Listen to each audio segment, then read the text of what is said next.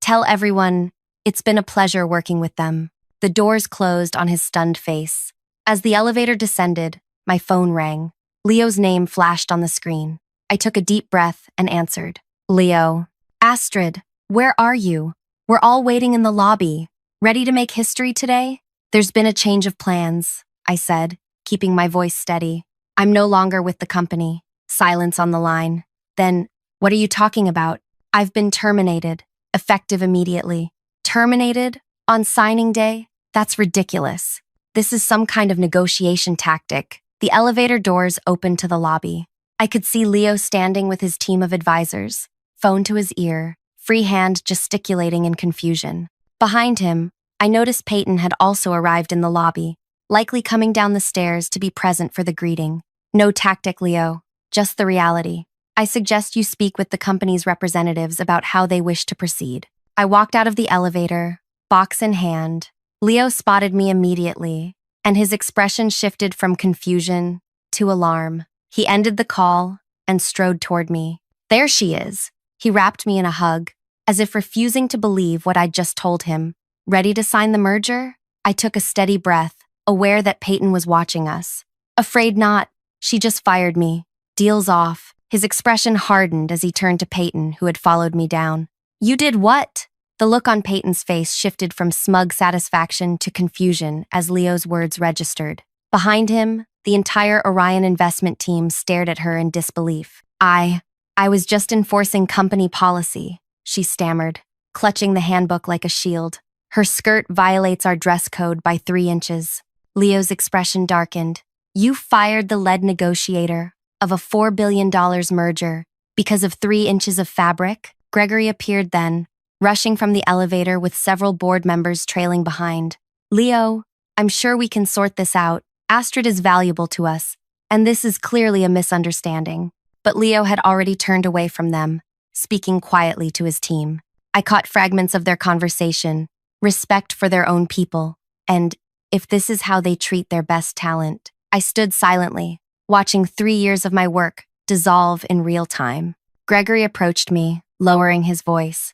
Astrid, please, let's discuss this privately. Payton is new. She was overzealous. We can fix this. There's nothing to fix, I replied, loud enough for everyone to hear. Your daughter made a decision. You supported it by your silence. I accept it. Leo turned back to us. Our agreement was with Astrid. She structured this entire deal. She understood what both companies needed. Without her, he shook his head. I'm sorry, but we're not comfortable proceeding. You can't just walk away, Gregory protested. The contracts are ready. The press release is scheduled. Actually, we can, Leo said. Page 17, Section 4 of your own agreement includes a key person clause. Astrid is specifically named. If she leaves the company before closing for any reason other than illness or death, we have the right to withdraw without penalty. I had insisted on that clause to protect the merger if anything happened to me. Now it was the very thing that would sink the company. Astrid wrote that clause, one of our lawyers whispered to Gregory. She's the only one who caught its significance during review. Leo extended his hand to me. Astrid, when you decide what's next for you, call me. Talent like yours is rare. And with that, he and his team walked out, leaving stunned silence behind them. I nodded once to my former colleagues, then walked out too, ignoring Gregory's calls for me to come back. Outside, the spring air felt different somehow, lighter, despite the weight of what had just happened. I had no job, no immediate prospects, and had just watched my greatest professional achievement crumble. Yet beneath the shock, I felt something unexpected, relief. My phone buzzed continuously as I walked to the parking garage. I turned it off without checking the messages. Whatever crisis was unfolding back at the company, it wasn't mine to solve anymore. At home, I poured myself a glass of wine, then sat on my balcony watching the sunset paint the sky in colors I hadn't noticed in years. When was the last time I'd actually been home before dark? When had I last looked at the sky? That evening, news alerts popped up on my tablet. Our company's stock had plunged 28% on rumors the merger had collapsed. By morning, it would fall another 12%. Thousands of jobs hung in the balance. The company I had worked so hard to save was now in free fall. Part of me felt guilty. Those were good people who would suffer. but a stronger part recognized that I hadn't failed them. Their leadership had. For the next week, I ignored calls and messages. Colleagues, journalists, recruiters, everyone wanted to know what had happened and what I planned to do next. I wasn't ready to answer. Instead, I slept. I cooked actual meals instead of eating takeout at my desk. I reconnected with friends I'd barely seen in 3 years. "I've never seen you this relaxed," my sister Erin said during a video call. "Being fired might be the best thing that ever happened to you." "Maybe," I admitted, "but I still can't believe how it ended. 3 years of my life, Erin. 3 years of sacrificing everything to save that company." "And what did they sacrifice for you?" she asked. "Nothing. You gave them everything. And the first time this Payton person flexed her power, they let her destroy you." She wasn't wrong. 2 weeks later, Gregory finally caught me on my phone. I almost declined the call, but curiosity won out. "Astrid," he sounded exhausted. "We need to talk." "I'm listening," I said. "The board wants to meet with you. The situation here is—" He paused. "It's worse than we anticipated. We need your help." "To do what, exactly?" "To fix this. To bring Leo back to the table. To save the company. The same company that fired me for my skirt length." His sigh was heavy with regret. "That was a terrible mistake. Payton has been removed from her position. I've been reprimanded." I said nothing. "Please, Astrid. Thousands of jobs are at stake. People who worked alongside you, who respect you. People who sat silently while I was humiliated," I thought. But I kept that to myself. "What's your offer?" I asked instead. "Come to the board meeting tomorrow. Name your terms." I considered hanging up, but something inside me, the part that had spent 3 years trying to save this company, couldn't quite let go. "I'll think about it," I said, ending the call. That night, I couldn't sleep. What did I actually want? Reinstatement? A public apology? Revenge? Yes, a voice inside me whispered. All of that. By morning, I had my answer. I called Gregory back. "I'll meet with the board. Today, not tomorrow. And I'll come with conditions." 4 hours later, I walked into the boardroom wearing the exact same outfit I'd been fired in. The message wasn't subtle, but then, subtlety hadn't worked for me before. The board members rose when I entered. Their expressions ranged from desperate hope to embarrassed discomfort. Gregory looked like he hadn't slept in days. Payton was notably absent. "Thank you for coming, Astrid," the chairman said. "We appreciate your willingness to discuss the situation." "Let's skip the pleasantries," I replied, taking a seat. "In the 2 weeks since I left, your stock has fallen 62%. 3 major clients have announced they're reviewing their contracts. The business press is running daily speculation about when you'll file for bankruptcy." Grim nods around the table. "You've lost the Orion merger, which was your last real chance at survival. Even if I could convince Leo to reconsider, and that's a significant if, the terms would be much worse now." "We understand that," Gregory said, "but we have to try something." "Why should I help you?" I asked. "You sat silent while your daughter fired me on a whim. None of you." I looked around the table, meeting each eye, spoke up for me or the work I'd done. Uncomfortable shifting in seats. "We made a terrible mistake," the chairman admitted. "What would it take for you to return?" I opened my bag and withdrew a folder. "These terms are non-negotiable." I placed it before him, watching as he flipped it open. Inside was a 3-page document my attorney had drafted overnight. The chairman's eyebrows rose as he read. He passed it to Gregory, whose face paled slightly.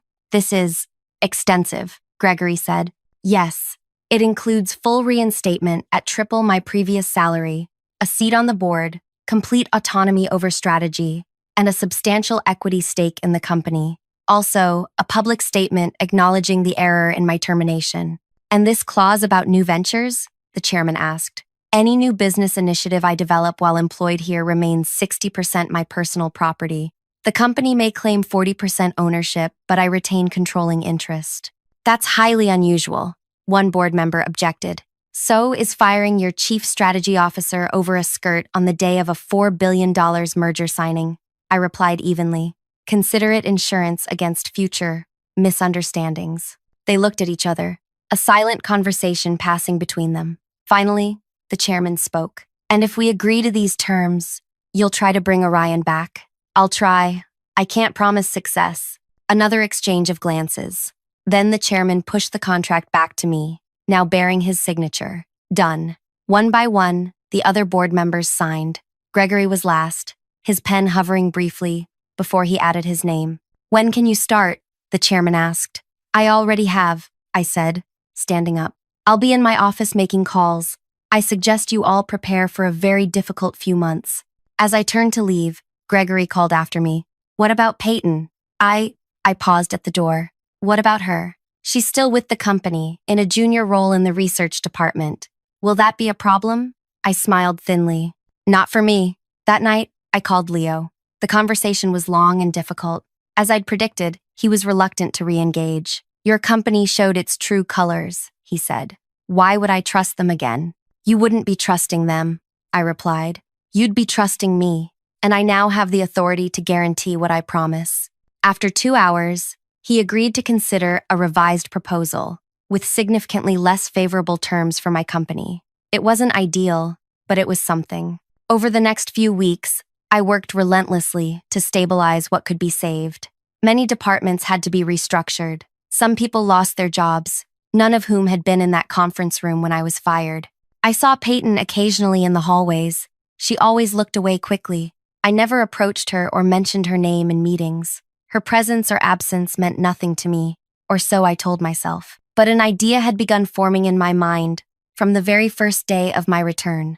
That unusual clause in my contract, the one giving me majority ownership of new ventures, hadn't been random. I had a plan, one that would take time and patience. It began with a conversation with Amina, our head of product development. I need a side project, I told her over lunch one day. Something small, experimental. Can your team help? Amina, delighted that I'd singled her out, agreed immediately. What kind of project? I've been thinking about professional clothing, specifically women's workwear. She looked surprised. That's not exactly our industry. No, I agreed, but it's an area ripe for innovation, and my contract allows for exploration of new verticals. Within days, Amina had assembled a small team. We worked evenings and weekends, conducting research, developing prototypes, testing materials. I was particularly interested in skirt designs, comfortable, professional skirts with adjustable hemlines, skirts that could transition from conservative to modern with a few clever design elements. Why not just make them all regulation length to begin with? One team member asked. Because different workplaces have different cultures, I explained, and women shouldn't have to buy entirely new wardrobes when they change jobs or when arbitrary rules change. The team embraced the challenge with enthusiasm. They saw it as a creative outlet from their regular work, a fun diversion with a charismatic leader. Meanwhile, I continued rebuilding relationships with key clients and slowly, painfully, reconstructing a viable merger plan with Orion. The company remained in danger, but the immediate threat of bankruptcy receded. Gregory watched my work with a mixture of gratitude and wariness. He knew I'd saved his job, for now, but also sensed that I wasn't quite the same person who had left that day with a box of belongings. You've changed, he said one evening as we reviewed quarterly projections. Have I? You're harder somehow, more distant. I smiled. Experiences shape us, Gregory. Being fired in front of 21 silent colleagues tends to adjust one's perspective. He winced. I've apologized for that. Yes, you have, several times, and I've accepted your apology. But acceptance isn't forgetting.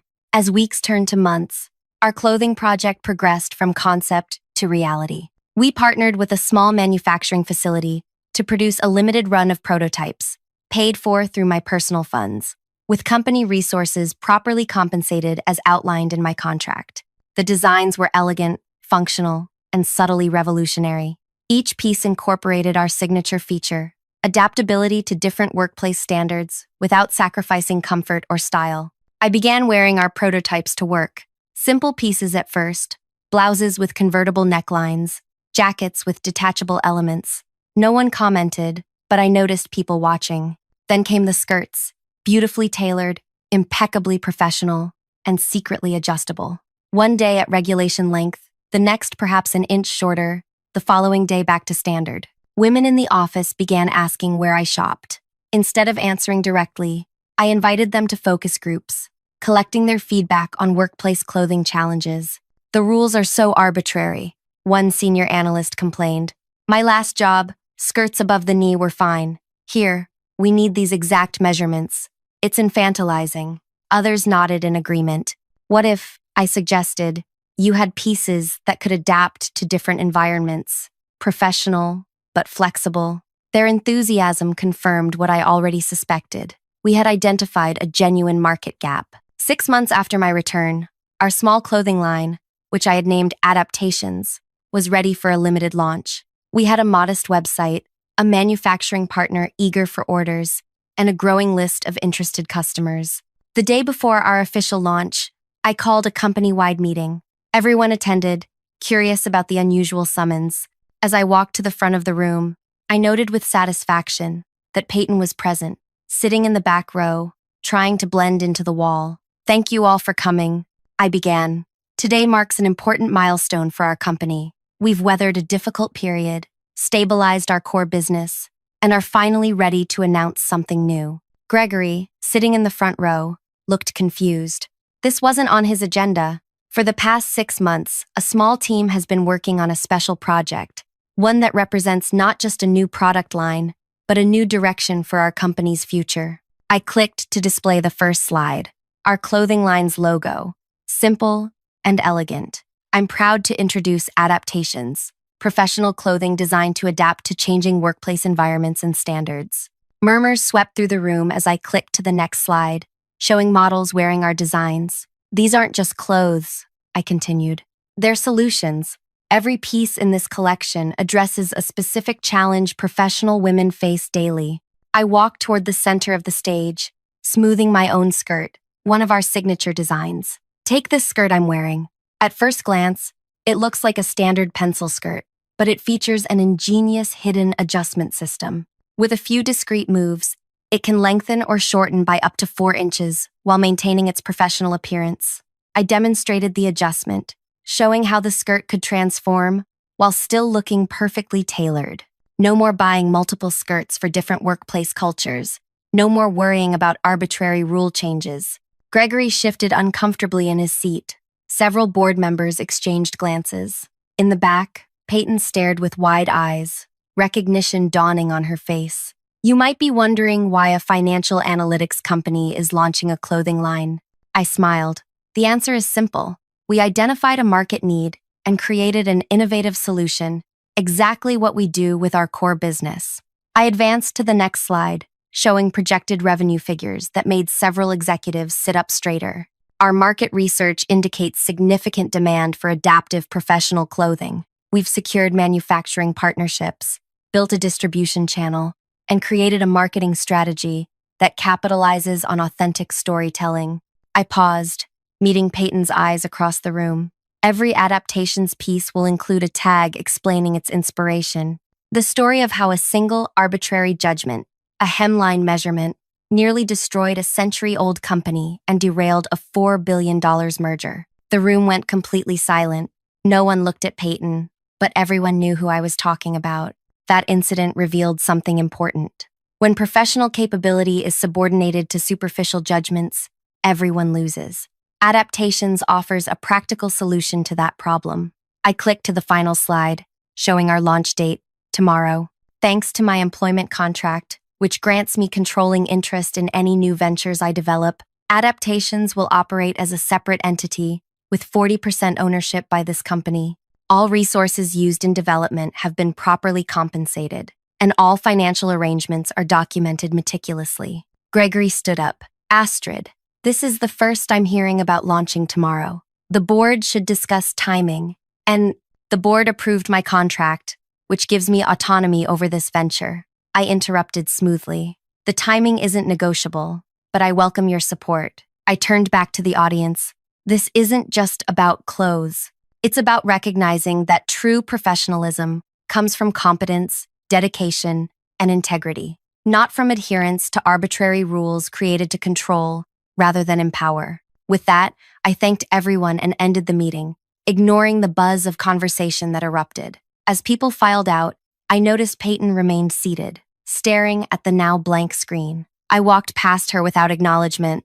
My point had been made. The launch exceeded all projections. Press coverage focused on the innovative designs, but also highlighted the origin story. Fired over 3 inches. How one executive turned humiliation into innovation, read one headline. Orders flowed in immediately, overwhelming our initial inventory plans. Professional women across industries responded to both the practical designs and the message behind them. 2 weeks after launch, our main website crashed from traffic when Leo, the investor from Orion, gave an interview mentioning Adaptations. "I wear their ties now," he told the reporter. "Best designed accessories I've owned, and I appreciate supporting a company that values substance over appearance." The interview went viral. Orders doubled, then tripled. Gregory called me to his office the day after the interview published. "This is bigger than we anticipated," he said, gesturing to the sales reports before him. "Yes," I agreed. "The board is concerned about focus. They worry. Adaptations is distracting you from our core business. Our core business is stabilized. The new merger terms are progressing. My work here remains exemplary." He sighed. "That's not the real concern, is it?" I waited. "The story behind Adaptations. It's making us look bad, making Payton look bad. The story is factual. It's damaging." "Sometimes truth is," I replied. He leaned forward. "What do you want, Astrid? To humiliate my daughter forever? To remind everyone constantly of our mistake?" I considered the question carefully. "What I want," I said finally, "is for actions to have consequences, real ones. When Payton fired me, she did so believing there would be no meaningful consequence for her. You sat silent believing the same. The board did nothing because they assumed the hierarchies of power would protect everyone except me." I stood up. "Adaptations isn't about humiliation. It's about transformation. Taking something destructive and creating value from it. That's a lesson worth teaching." I left him considering my words. 3 months after launch, Adaptations had become a phenomenon. We expanded into men's clothing, accessories, and workplace essentials. Each piece maintained our core philosophy of adaptation and flexibility, and each carried our story. Our financial results were undeniable. Adaptations generated more revenue in its first quarter than our company's core business. The 40% ownership stake had become the company's most valuable asset. Meanwhile, the renegotiated merger with Orion finally closed, at terms far less favorable than the original deal, but sufficient to ensure survival. Leo made his support conditional on my continued leadership, a point he made clear to everyone. On the 1-year anniversary of my firing and return, I called another company meeting. The atmosphere was entirely different this time. Excitement rather than confusion. I took the stage wearing our newest design, a dress with subtle, brilliant engineering that could transition from conservative to fashion-forward with a few adjustable elements. 1 year ago, I was fired from this company for a hemline. I began. "Today, I want to talk about growth, not just in revenue, but in understanding." I gestured toward the sales charts displaying Adaptations' remarkable trajectory. Our clothing line began as a response to arbitrary judgment. It has become something more, a movement celebrating substance over superficiality. Gregory watched from the front row, expression unreadable. "Today, I'm announcing 2 things. First, Adaptations will become an independent company effective next month. This company will retain its 40% ownership stake, providing substantial ongoing revenue without management responsibility." Applause broke out. The financial benefits were obvious to everyone. Second, I continued when the room quieted. "I've created a foundation, funded by Adaptations' profits. The Professional Development Initiative will provide grants and mentorship to women facing workplace discrimination.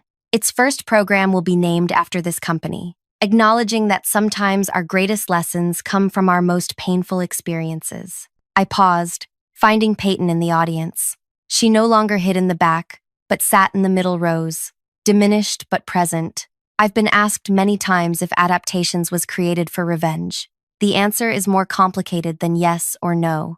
It was created because someone tried to reduce my professional worth to a clothing measurement, and I refused to accept that evaluation. I walked to the edge of the stage. The foundation will include a unique opportunity, a fellowship program for individuals who've made significant professional mistakes and demonstrated genuine growth afterward. The first fellowship is currently open for applications. Payton's eyes widened slightly.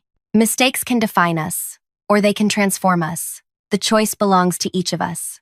After the meeting, Payton approached me for the first time since that day a year ago. The fellowship program, she said quietly. Is it real? Everything I do is real, I replied. She nodded, swallowing visibly. And would I be eligible?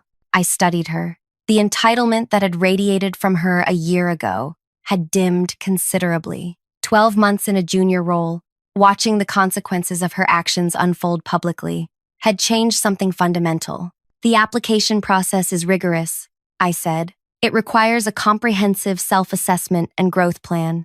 No special treatment. I understand, she said. I need to do something different. Be someone different. I handed her my card. The details are on the foundation website. Applications close in 2 weeks.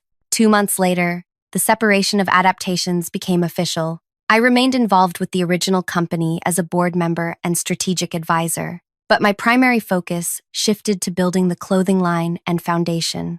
Payton did apply for the fellowship. Her application was neither the strongest nor the weakest. The selection committee, which I deliberately removed myself from, ultimately awarded her an alternate position. Not a full fellowship, but an acknowledgement of potential growth. When she received the news, she sent me a single message. Thank you for the opportunity to be more than my worst moment. I didn't reply, but I kept the message. The original company never fully recovered its former market position, but it stabilized as a smaller, more focused entity. Gregory eventually stepped down, acknowledging that new leadership was needed. As for me, Adaptations grew beyond anything I had initially imagined. What began as a response to humiliation evolved into an enterprise that empowered thousands of women to navigate workplace challenges without compromising their dignity or style. The revenge, if you could call it that, wasn't in Payton's diminishment or the company's struggle. It was in my transformation of a moment meant to shame me into a movement that lifted others. The consequence wasn't just that Payton lost status or that the company's value decreased. It was that everyone involved, including me, had to confront the real meaning of professional worth and personal integrity. Sometimes, the most powerful response to someone who tries to make you smaller is to grow so large they can't help but stand in your shadow. And that shadow, I discovered, could either darken or enlighten, depending on how you cast it. If you've made it this far, thank you for staying with my story. I'd love to know what resonated most with you. Was it the moment of being fired, the return with new terms, or the creation of something meaningful from that experience? Your comments help me understand what matters to you, and I read every single one. If this story touched you in any way, please hit that like button and subscribe so we can stay connected. There are more stories to share, and I'd be honored to have you along for the journey.